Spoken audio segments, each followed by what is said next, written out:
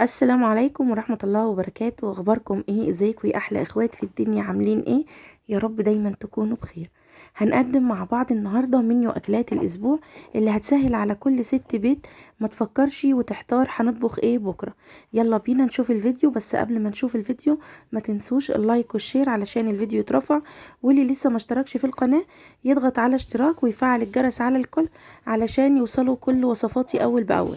ويلا بينا نسمي الله ونبدأ الفيديو بتاعنا. واول يوم في الاسبوع كنت عملت فيها مكرونة بالكفتة وكمان بالصلصة. الصلصة دي طعمها تحفة قوي هتعجبكم، والكفتة كمان شبه داوود باشا كده، بس الوجبة على بعضها هتوديكي في حتة تانية وحلوة جدا. اول حاجة جبت نص كيلو من اللحمة المفرومة وبشرت عليهم بصلاية حجمها كبير او 2 وسط، وكمان صفيت المية بتاعتهم مش عايزة يكون فيها اي سوائل، وحطيت عليهم معلقتين من البقسماط، وكمان حطيت عليهم فصين من الثوم مهروسين، وحطيت بقى التوابل ملح فلفل، حطيت كمان معلقة صغيرة من السبع بهارات. شكلتهم بقى وزي ما انتوا شايفينهم دواير كده، وبعد كده حطيتهم في التلاجة عشان يتشمعوا او الفريزر علشان لما احطهم في الطاسة ما يتهروش معانا. وبعد ما طلعتها بقى من الفريزر يعني 10 دقايق ربع ساعة زي ما تحبهم، جبت الطاسة وحطيت فيها معلقة كبيرة من السمنة ونزلت عليها الكفتة اول ما السمنة بتاعتي سخنت معايا.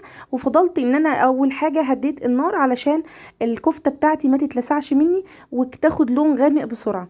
بعد كده بقى قلبتها اول ما حسيت ان هي استوت معانا وخدت جنب، اديتها الوش التاني جنب كمان تاخد لون فيه.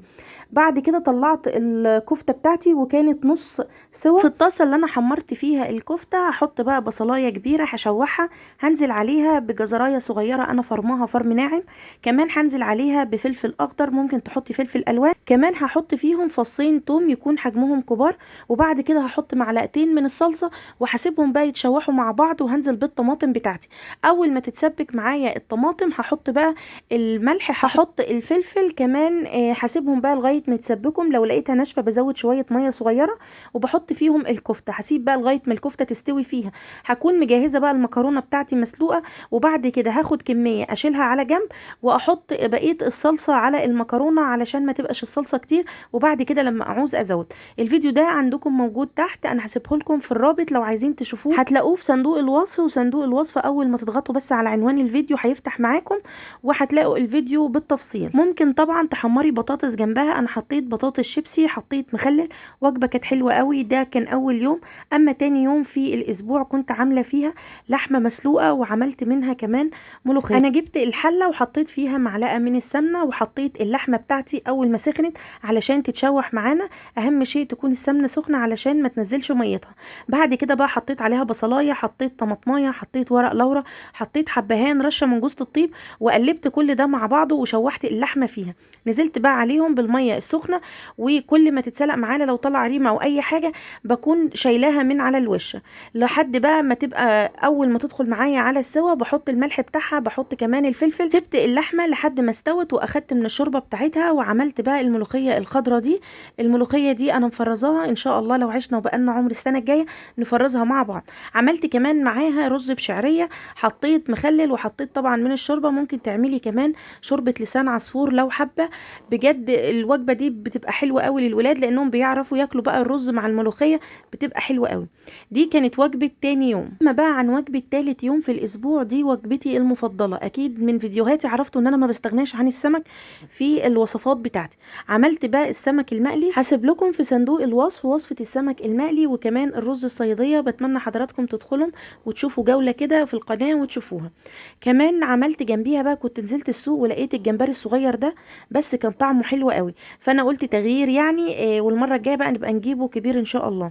جبت الجمبري وغسلته كويس جدا، وحطيت كمان الخلة وطلعت بيها من عند الراس الحبل الرملي، وكمان بعد ما غسلته ونقعته حطيته بقى في الحله بتاعتي يتشوح. حطيت معاه بصل، حطيت فلفل اخضر، حطيت طماطم، حطيت ملح، حطيت كمون، حطيت كمان فلفل، وشوحتهم مع بعض ونزلت عليهم بالميه المغليه وسلقته. وكمان اخدت شويه من الجمبري قشرتهم وحطيتهم في الرز الصياديه، طعمه الرز كان جميل جدا.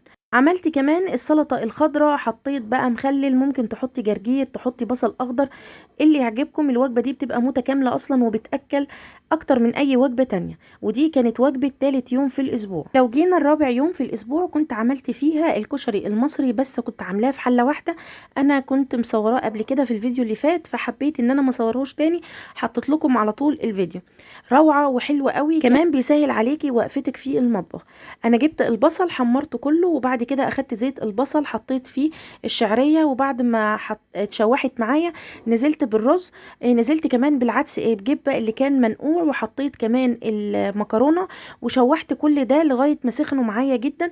حطيت الميه، حطيت ملح، حطيت كمون، كمان حطيت المكرونه الاسباجيتي على الوش، وتكون الميه سخنه بتغلي مغطيه الوش مغطيه المكرونه. سبتهم بقى لحد ما يستوهم. كمان عملت الصلصه، معلقه كبيره من الثوم المهروس، وحطيت من الزيت اللي انا حمرت بيه البصل، هشتغل بيه في الوصفه كلها. كمان حطيت بقى التوابل بتاعتي، حطيت بابريكا، حطيت كمون، حطيت ملح، حطيت فلفل، حطيت كمان نص معلقه من السبع بهارات، كل ده على نار هاديه عشان التوابل بتاعتي ما تتحرقش. نزلت كمان بمعلقتين كبار من الصلصه، وحطيت بعد ما تشوحوا مع بعض حطيت الطماطم بتاعتي وسبتها لغايه ما اتسبكت. عملت كمان الدقه، والدقه عباره عن ان انا جبت الثوم، شوحته برضو في شويه من البصل، حطيت عليه كزبره، حطيت عليه كمون، حطيت كمان من الميه، وسبتهم لحد ما يغلوا معايا. وبعد كده نزلت بعد ما طفيت على الميه بتاعتي، حطيت نص كوبايه من الخل. نحط الخل على البارد. كمان في صلصه الطماطم حطيت معلقه كبيره من الخل، بس بعد ما طفيت بقى شويه من الزيت، وحطيت عليهم معلقه كبيره من الشطه زي ما تحبوا، وحطيت عليهم معلقه كبيره من الطماطم، او كبشه او كبشتين كده من الطماطم. وبعد كده زودتهم وظبطت بقى الملح، حطيت كمان شويه من الكمون، وسبتهم بقى لغايه ما يغلوا معانا. وحطيت معاهم كمان شويه من الدقه، بتدي الصلصه طعم حلو قوي. حطيت بقى معاهم مخلل، ممكن طبعا تعملي حمص مسلوق، تحطي بقى عيش تحمريه زي ما انتوا عايزين. الوجبه دي برضو حلوه قوي وبيحبوها الاولاد، احسن بكتير من ان انتي تجيبيها من بره وانضف. دي كانت وجبه رابع يوم. هنيجي بقى لوجبه خامس يوم. وجبه خامس يوم عملت فيها مكرونه بالبشاميل. كان عندي نص كيلو من اللحمه المفرومه، قسمته نصين، حطيت نصه على البشاميل. وطبعا هسيب لكم الرابط تحت في صندوق الوصف علشان ما اطولش عليكم الفيديو. والنص التاني بقى اللي هو ربع كيلو من اللحمه اخدته وبشرت عليه بصلايه في الكبه، حطيت خضره، حطيت كمان معلقتين من البقسماط، حطيت ملح، حطيت فلفل، حطيت فصين من الثوم، حطيت سبع بهارات، وشكلت الكفته بتاعتي. وبعد كده حطيتها بقى في البيض على البقسماط، وحمرتها كفته بانيه. هسيب لكم برضو رابط الكفته البانيه تحت في صندوق الوصفه. ده كان كده غدا خامس يوم. عملت كمان معاه شويه من المخلل، ممكن طبعا تحمري جنبيه شويه من البطاطس. فكان غدا خامس يوم. اما نيجي بقى لغدا سادس يوم، وغدا سادس يوم كنت عملت فيه البيتزا. حبيت ان انا ادلعهم شويه باكله مطاعم، فعملت لهم البيتزا. جبت اول حاجه الخميره بتاعتي، حطيتها في الحليب، وبعد كده سبتها لغايه ما خمر معانا، او ان هو اتنشطت معانا، وحطيت فيها معلقتين من السكر. بعد كده جبتهم بقى وحطيتهم على الدقيق، ورحت حاطه ميه، وكمان حطيت بيضه، حطيت كمان رشه صغيره من البيكنج باودر عشان تبقى هشه كده معانا. عجنتهم كويس جدا. بعد ما عجنتهم كان عندي سجق كنت سلقاه علشان ما احطهوش ني. حطيت بقى فلفل اخضر، حطيت كمان طماطم متقطعه مكعبات صغيره. طبعا ما ننساش صلصه البيتزا، عملتها صلصه سريعه. جبت فصين من الثوم، حطيتهم على النار في زيت زيتون بقى او زيت عادي، نزلت عليهم بطماطم مبشوره، وكمان نزلت عليهم بمعلقه كبيره من الصلصه.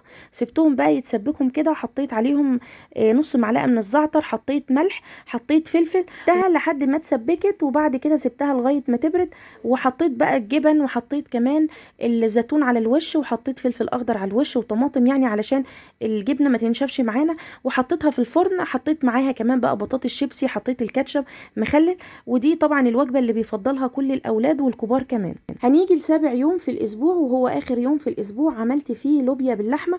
كان عندي ربع كيلو من اللحمه، قطعتهم مكعبات صغيره.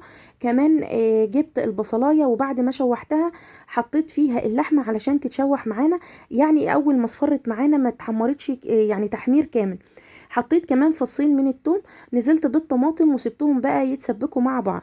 بعد ما تسبكهم حطيت بقى الميه وسبت لغايه ما اللحمه استوت معايا سوا كامل. وكنت نقعه اللوبيا قبليها بفتره وفي ميه سخنه، وبعد كده سلقتها سلق بس ما خليتهاش برضو سوا كامل علشان تكمل سواها في الصلصه. حطيتها بقى في الصلصة، حطيت ملح، حطيت فلفل، حطيت شوية من السبع بهارات، حاجة بسيطة، وسبتها لغاية ما استوت. قلت كمان جنبها بقى رز بشعرية، حطيت مخلل.